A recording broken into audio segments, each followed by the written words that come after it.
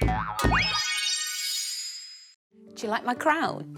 It's the perfect accessory for a celebration, and I'm going to show you how to make one. So first, you'll need a piece of paper like this, and we're going to fold it back and forth, like so, and it should look a little bit like this. Okay, now we're going to be using scissors, and ask a grown-up to help because scissors are sharp. And we're going to be cutting a line down here, and then another line down here. I'm just going to add a bit more of a line here. There we go.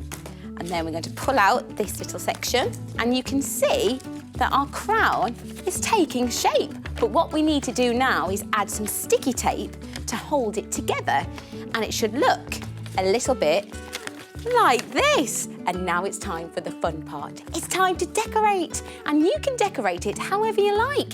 You could paint your crown, you could add some stickers, or you can even add glitter. You can do it however you want to.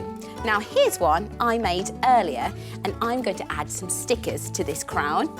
So I'm going to add one here and add one here. Oh look, Teddy's got some stickers on his crown, and this Teddy has a rainbow crown just like me. We'll wear our crowns with pride, Teddies.